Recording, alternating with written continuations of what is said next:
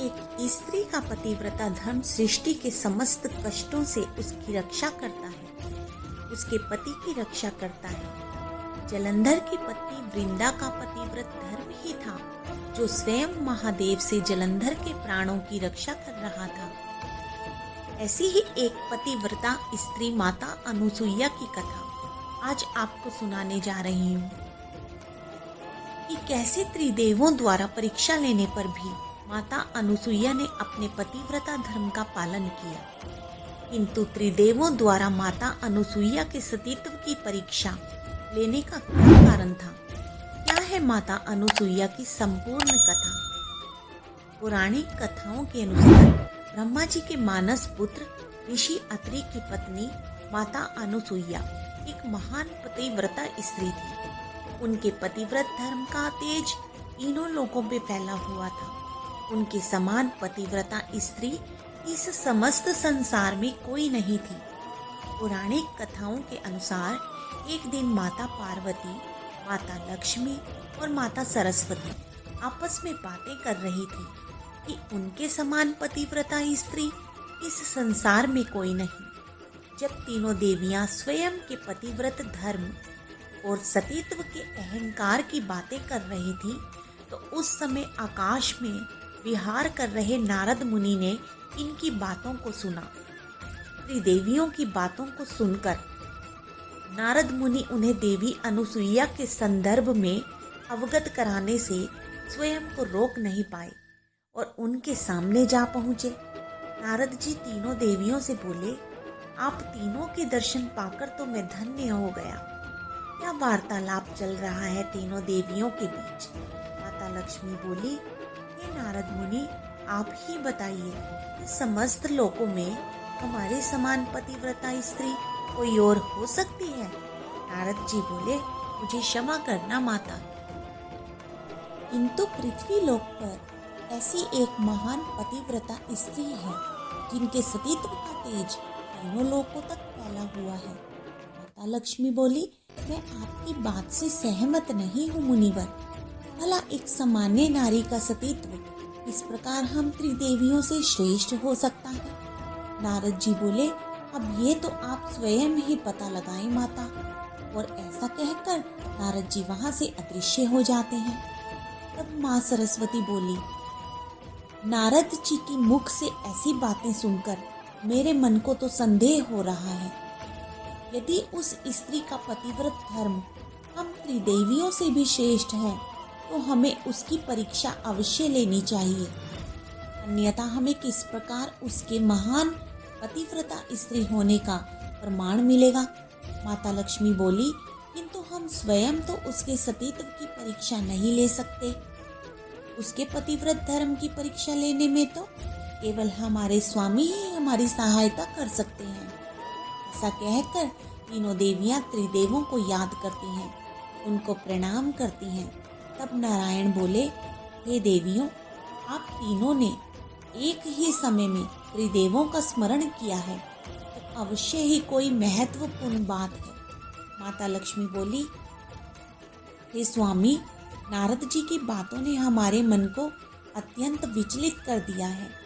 नारायण कहने लगे, किंतु ऐसी क्या बात है जिसने आप सभी के मन को विचलित कर दिया है? क्या कारण है आपकी चिंता का? तब माता लक्ष्मी बोली, नारद जी की एक संदेह भरी बात ने हमें विचलित कर दिया है कि पृथ्वी लोक पर एक ऐसी स्त्री है जिसके सतीत्व का तेज हम त्रिदेवियों से भी श्रेष्ठ है। माँ सरस्वती बोली, किंतु ये किस प्रकार संभव है कि एक सामान्य नारी का पतिव्रत धर्म हमसे भी श्रेष्ठ हो? तब माता पार्वती बोली, हे स्वामी, अब आपको ये सिद्ध करना ही होगा कि इस संसार में हम त्रिदेवियों से श्रेष्ठ पतिव्रता स्त्री कोई और नहीं है। इसलिए आप सभी को पृथ्वी लोक पर जाकर देवी अनुसुईया की परीक्षा लेनी होगी। तब नारायण बोले, यदि आप तीनों ऐसा चाहती हैं तो हम अवश्य ऐसा ही करेंगे। हम स्वयं पृथ्वी लोक पर जाकर देवी अनुसुईया के सतीत्व की परीक्षा लेंगे। त्रिदेवियों की इच्छा पर त्रिदेव ब्राह्मण बनकर माता अनुसुईया की परीक्षा लेने पृथ्वी लोक पर जा पहुंचते हैं। तीनों देवों ने जब भिक्षा लेने के लिए आवाज लगाई तब माता अनुसुईया भिक्षा लेकर बाहर आती हैं। माता अनुसुईया ब्राह्मणों को प्रणाम करती हैं और कहती हैं, लीजिए, कृपा कर भिक्षा ग्रहण कीजिए। तब एक ब्राह्मण बोला, हम इस प्रकार भिक्षा ग्रहण नहीं कर सकते देवी। तब माता अनुसुईया बोली, हे साधु महाराज, यदि आप ये भिक्षा ग्रहण नहीं करना चाहते तो मैं आपके लिए भोजन का प्रबंध कर देती हूँ। आप बस कुछ समय प्रतीक्षा कीजिए। तब ब्राह्मण बोले, नहीं देवी, तुम्हें दोबारा भोजन बनाने की कोई आवश्यकता नहीं। हमारे कहने का तात्पर्य ये है कि हम केवल उसी स्त्री के हाथों से भिक्षा ग्रहण करते हैं जो निसंकोच निर्वस्त्र होकर हमें भिक्षा दे। तब माता अनुसुईया बोली, ये आप कैसी अभद्र बातें कर रहे हैं साधु महाराज। मेरे स्वामी को यहाँ ना पाकर आप मुझसे किस प्रकार का अनुचित कार्य करने को कह रहे हैं। तब ब्राह्मण बोला, देवी, यदि तुम ऐसा नहीं कर सकती तो हम तुम्हारे द्वार से चले जाते हैं। हमें तुमसे कोई भिक्षा नहीं चाहिए। माता अनुसुईया मन में कहती हैं, ये किस प्रकार की दुविधा है स्वामी। ना तो मैं इन साधुओं को अपने द्वार से खाली लौटा सकती हूँ और ना ही मैं अपने पतिव्रत धर्म का खंडन कर सकती हूँ। कृपया कर मेरी सहायता कीजिए। आंखें बंद कर जब माता अनुसुईया को यह ज्ञात होता है कि स्वयं त्रिदेव उसके द्वार पर भिक्षा लेने आए हैं तो वो अत्यंत प्रसन्न होती हैं। वो समझ जाती हैं कि त्रिदेव उसकी परीक्षा लेने के लिए ही उसके द्वार पर ब्राह्मण के रूप में पधारे हैं। तब देवी अनुसुईया बोली, हे साधु महाराज, मैं अपने द्वार से इस प्रकार किसी ब्राह्मण को बिना भिक्षा के जाने नहीं दे सकती। इसलिए यदि आपकी यही इच्छा है कि मैं निर्वस्त्र होकर आपको भिक्षा प्रदान करूं, तो मुझे ये स्वीकार है। ब्राह्मण बोला, हे देवी, एक बार पुनः विचार करना चाहती हो तो पुनः विचार कर लो। तब देवी अनुसुईया बोली, मैंने विचार कर लिया है साधु महाराज, अब मुझे पुनः विचार करने की कोई आवश्यकता नहीं। आप कृपा कर आश्रम के अंदर प्रवेश करें। तीनों ब्राह्मण आश्रम के अंदर प्रवेश करते हैं।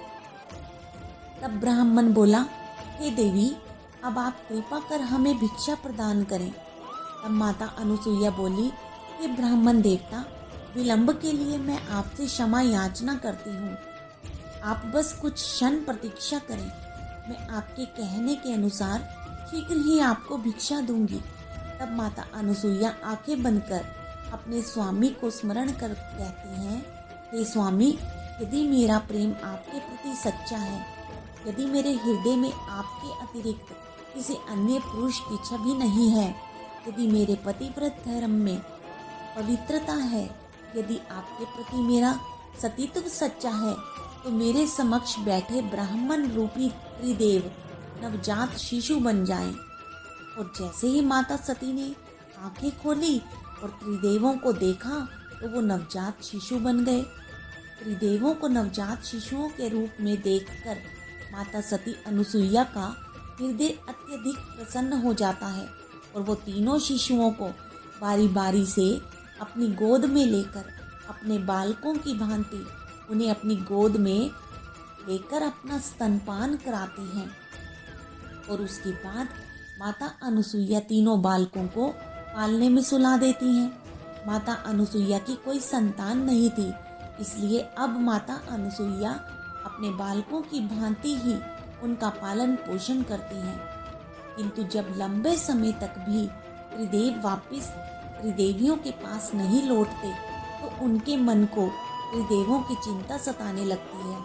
तब माता लक्ष्मी कहती हैं, हमारे स्वामियों को पृथ्वी लोक पर गए हुए कितना समय बीत गया है, किंतु वो अब तक वापस क्यों नहीं लौटे। मेरा मन तो विचलित हुआ जा रहा है। मैं और प्रतीक्षा नहीं कर सकती। चलिए देवी पार्वती, चलिए देवी सरस्वती, हम स्वयं ही उनके पास चलते हैं। इसके पश्चात त्रिदेवियां त्रिदेवों को वापस लाने के लिए देवी अनुसुईया के आश्रम में जा पहुंचती हैं, जहां माता अनुसुईया के साथ उनके स्वामी ऋषि अत्रि भी उपस्थित थे। त्रिदेवियों को अपने सामने देखकर देवी अनुसुईया और ऋषि अत्रि उन्हें प्रणाम करते हैं। माता अनुसुईया त्रिदेवियों से कहती हैं, हे माता, आप तीनों के दर्शन पाकर तो मेरा जीवन धन्य हो गया। तीनों देवियां बोली, देवी अनुसुईया, तुम तो भली भांति जानती हो कि हमारे यहाँ पधारने का क्या प्रयोजन है। माता लक्ष्मी बोली, कहाँ है हमारे स्वामी। तब नारद जी भी वहाँ पहुँच जाते हैं और कहते हैं, मैंने कहा था ना माता कि देवी अनुसुईया जैसी पतिव्रता स्त्री इस समस्त संसार में कोई नहीं है। अब देखिए, आप तीनों के स्वामी यहाँ नन्हे शिशु के रूप में आपके ही समक्ष गहरी निद्रा में सोए हुए हैं, किंतु आप उन्हें पहचान ही नहीं पाई। नारद मुनि के मुख से ये बात सुनकर त्रिदेवियों को अपनी भूल का स्मरण होता है और उनका ये अहंकार नष्ट हो जाता है कि इस समस्त संसार में उनके समान पतिव्रता स्त्री कोई और नहीं। अपनी भूल का स्मरण होने के पश्चात त्रिदेवियां देवी अनुसुईया से क्षमा याचना करती हैं और उनसे त्रिदेवों को पुनः उनके वास्तविक रूप में लाने का आग्रह करती हैं। त्रिदेवियों का आग्रह स्वीकार कर देवी अनुसुईया देवों को पुनः उनके वास्तविक रूप में बदल देती हैं। माता अनुसुईया कहती हैं, हे प्रभु, आप तीनों को शिशु रूप में पाकर मेरा जीवन धन्य हो गया। आप तीनों इतने समय तक मेरे शिशु बनकर मेरे साथ रहे। प्रभु, मेरी ये इच्छा है कि आप तीनों मेरे पुत्र के रूप में जन्म लें और मुझे पुनः अपनी माता बनने का सौभाग्य प्रदान करें। तब महादेव बोले, यदि आपकी यही इच्छा है तो हम आपकी इस इच्छा को अवश्य पूर्ण करेंगे। हम तीनों के अंश से आपका एक पुत्र होगा, जिसे ये संसार भगवान दत्तात्रेय के नाम से जानेगा।